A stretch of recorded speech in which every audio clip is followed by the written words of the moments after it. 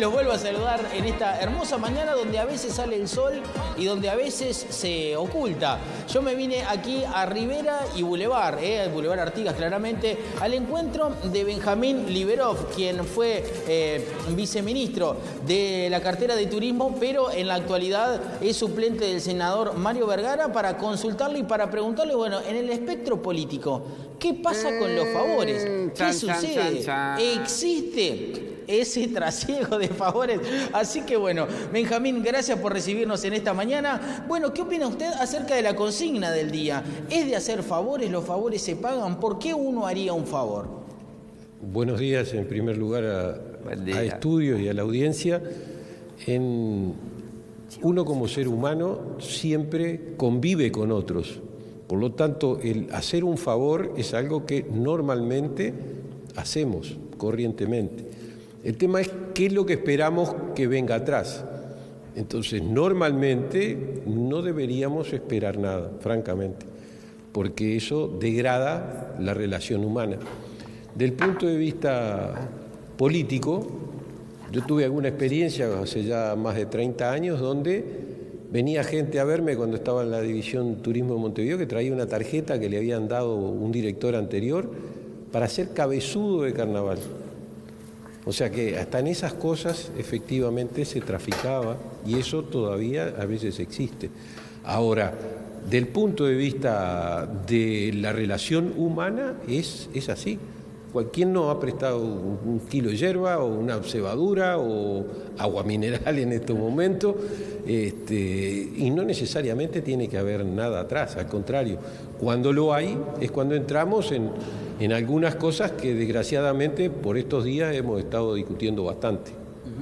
Benjamín, bueno, justamente la política, en el plano que usted se maneja, digamos, a veces conceder o realizar un favor o solicitarlo, también puede configurar un delito en cuanto al tráfico de influencias, ¿no? ¿Cómo está la política en el día de hoy en este tema?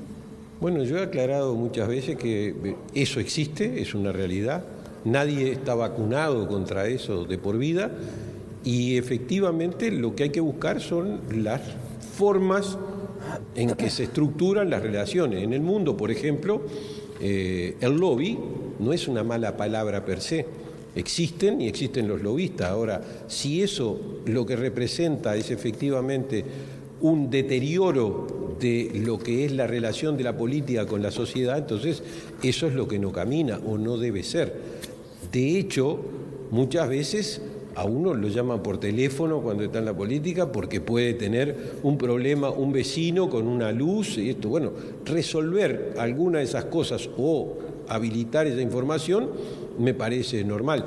Yo asumo, por ejemplo, cuando voy por la calle con el celular, saco una foto de un container que está desbordado, le estoy mandando a un número de teléfono esa foto a los efectos de que lo arreglen. Lo podemos llamar favor o lo podemos llamar protocolo de resolución de problemas. En la medida que es una solución de problemas, eso funciona y me parece que es correcto. Otra cosa es cuando efectivamente se establecen determinadas relaciones de clientelismo político, que también lo hemos escuchado, que eso es lo que no corresponde, está fuera de lugar y ojalá se pueda penar cuando hay pruebas que efectivamente habiliten, que demuestren que eso es irregular. Liberov, en las últimas horas se conoció que el secretario personal del presidente de la República le habría enviado un mail desde su mail institucional a la entonces ministra de Vivienda, Irene Moreira, para facilitar, si se quiere, un subsidio de un alquiler de una funcionaria. ¿Usted está al tanto de esta información? Y ¿qué opina al respecto de esto? Digamos que también encuadra todo esto que usted nombraba, ¿no? Todas estas características, ¿no?, de la figura, no solamente de pedir un favor, sino de utilizar una herramienta, en este caso estatal, para lograr cierto cometido, ¿no? A ver, yo lo vi en redes sociales, ¿correcto? Y las redes sociales hay que tomar recaudo porque no necesariamente todo lo que está en redes sociales es así. Ayer, por ejemplo, yo vi que a un integrante de una lista 404 en Salto le habían acordado un salario de determinado volumen y demás. Yo traté de clarificar y me mandaron la resolución. O sea que lo primero que hay que hacer es verificar ante una denuncia de ese tipo. Ahora, en el Ministerio de Vivienda se cambió a la ministra por problemas relacionados con la vivienda. Por lo tanto, eso parecería que era más una práctica común que un procedimiento para que todos los uruguayos seamos iguales o estemos en iguales condiciones para acceder a algo que nos corresponde. Entonces, si el secretario está mandando un mensaje en esas condiciones, si de verificarse, creo que la justicia es la que tiene que operar. ¿El Frente Amplio va a tomar alguna carta en el asunto? Es decir, ¿va a investigar esto a nivel parlamentario? ¿Qué es lo que viene en torno a esto en caso que se compruebe? Bueno, nosotros ya tenemos los antecedentes de lo que fue la entrega de pasaportes, todo lo que tiene que ver con el caso Marcet, tenemos lo de Astesiano en proceso y tenemos una catarata de situaciones que incluso le han costado los puestos, los lugares o los sitios políticos que ocupaban, y que me parece que es una demostración de que hay una práctica en ese sentido compleja. Hemos pedido informes, en algunos casos lo ha hecho el propio senador Vergara, con todo lo que tiene que ver con Catón-Natí y el puerto, por ejemplo, pero este caso supongo yo que va a correr por los andariveles convencionales de los pedidos de informe para clarificar si eso efectivamente es así y en función de eso hacer correr los mecanismos constitucionales que existen. ¿Cree usted que hay posibilidad que este mecanismo también se haya repetido en otras facetas, digamos, a nivel gubernamental y aún no se han identificado? A ver, yo creo que en esto no hay que prejuzgar.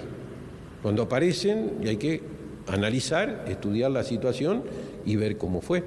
En el caso, por ejemplo, del Ministerio de Turismo, hay denuncias que están corriendo en la justicia todavía, como con la empresa Kirma, incluso lo que pudo ser una situación compleja en el Hotel Serena de Punta del Este, que es un bien del Ministerio de Turismo, en el cual hay un negocio, y resulta que un asesor del ministro estaba asesorando al que ahora se quedó con el negocio del hotel en el Hotel Serena.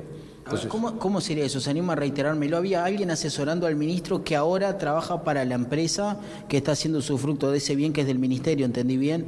Documentos públicos y entrevistas salieron donde un asesor, Elvio Rodríguez, del ministro, decía que efectivamente, porque el que quedó con ese negocio, el señor Bonanata, dijo que lo había asesorado quien fuera asesor honorario del ministro, según parece, y a su vez en el propio negocio, el estudio notarial de la familia de esta persona, es donde se convocaba a los acreedores que tenía el negocio del Hotel Serena. Entonces, ese tipo de cosas están en la justicia y los tiene que analizar la justicia. No es un problema de opinión personal. Después que se presentan las pruebas, los jueces, los fiscales y los jueces actuarán de acuerdo a lo que entiendan pertinente, de acuerdo a la justicia. Entonces, esas cosas no son favores, esas cosas son irregularidades. Otra cosa es, efectivamente, en determinado momento, algo que puede ser factible de realizarse y que no se realiza por diferentes motivos, pero no constituye una ilegalidad el poder resolver algunas cosas. Y desde ese punto de vista, en la vida todos tenemos relaciones y hacemos favores, ¿cómo no? Fito, ya los escucha Benjamín Liberov para contestar, la última consulta de esta mañana a propósito del tema del día o puntualmente sobre estas irregularidades que se están encontrando en estas últimas horas. Benjamín, te saluda Tania, lo más corto que puedas, porque sé que el tema es amplio, pero ¿qué consecuencias tiene este tipo de cuestiones, se confirmen o no, para nosotros, para los que no somos políticos? ¿No pierde credibilidad el sistema político todo con esta serie de denuncias que no es solamente de hoy, que es de todos los días? Yo creo, Tania, buenos días. Creo que hay dos factores. El primero, tú muchas veces, como yo, seguramente hiciste algún favor a alguien y no esperabas nada como contrapartida. Pero si esa otra persona, por ejemplo, le prestaste dinero y no te la devuelve, esa persona quedó desacreditada. En la política no es distinto que en las relaciones humanas, porque el político tiene que facilitar y ayudar a que la vida de la gente sea mejor. Desde ese punto de vista, en algunas oportunidades puede existir una relación que facilite algo, pero eso no puede entrar en el ámbito de los otros aspectos de los que hemos estado viendo, como en el caso de la entrega de los pasaportes o lo que es el clientelismo en una intendencia, etcétera, que eso es corrupción y eso está por fuera de la ley, o sea que son cosas distintas. Ahora, cuando esto se hace una práctica, se desprestigia toda la relación de la sociedad, no solo la de los políticos, sino porque para que existan cosas de este tipo tiene que haber dos lados, ¿cierto? Es como en los temas de los abusos sexuales, no es que hay una víctima solamente y no existe la contraparte, existen las dos partes y eso desprestigia todo, es malo para todos y eso supongo que muchos a lo largo de la vida sufrimos muchas decepciones y ojalá logren las próximas generaciones ir modificando esos comportamientos que no ayudan para nada a la convivencia de todos. ¿Qué tal? Buen día. Fito te habla de este lado ahora. A mí hay cosas... ¿Qué tal, Fito? Buen día. Buen día. Hay cosas como que, como bien decías, quedan por fuera de la ley. Es decir, que de repente no son delito.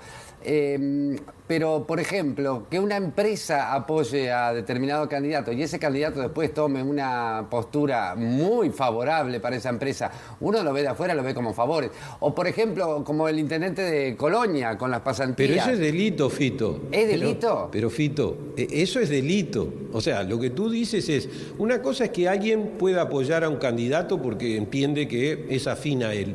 Otra cosa es que después el candidato, porque lo apoyó, otorgue por fuera de los regímenes y la estructura legítimamente establecida, licitaciones, etcétera, viole las normas. Eso claro, es delito. Yo puedo entender, por ejemplo... ¿Es cierto que también? Sí.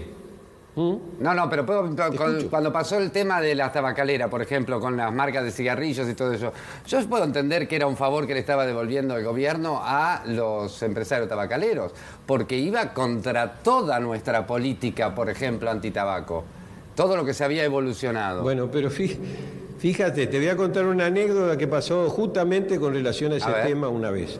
Cuando empezó la política, la implantación del cero tolerancia del cigarrillo, hubo un establecimiento que vino a hablar con el ministro Lescano y con el equipo de gobierno y le planteó detalladamente cómo iba a llevar adelante una sala específica donde pudiera en todo caso las personas que quisieran fumar y que a los trabajadores se le iba a pagar extra, que se iban a colocar extractores, etcétera, etcétera. Y Lescano les contestó que le parecía muy bien la iniciativa, pero lo que les quería preguntar es si ellos venían a pedirle que él renunciara. Entonces le dijeron no, en absoluto. Dice, pero se imaginarán que si yo le llevo esto a Tabaré Vázquez, lo que va a hacer es pedirme la renuncia, así que tengo que renunciar antes de llevar esta propuesta. O sea que hay posturas que uno tiene desde la moral, desde la ética y desde la actuación política que efectivamente deben acompasarse con lo que está ocurriendo. Hay cosas que efectivamente, como tú recién mencionaste y creo entender, pueden no ser penables porque no se puede comprobar algo exactamente, pero eso no quiere decir que moralmente no sea criticable y condenable por la sociedad. Y muchas veces, efectivamente, eso ha ocurrido. Hay casos de algunos, incluso algún legislador, que evadió al fisco, se le hizo todo el juicio y no fue condenado porque había prescripto la violación que había cometido esa persona, no porque no fuera delito. Claro. Sí. Se entiende. Perfecto. Muchísimas gracias. No queremos quitarte más tiempo. Un placer conversar contigo. No, un gusto, y en alguna otra oportunidad de pronto nos damos un poco más de tiempo para conversar sobre un sector como el turismo que está fuertemente impactado y que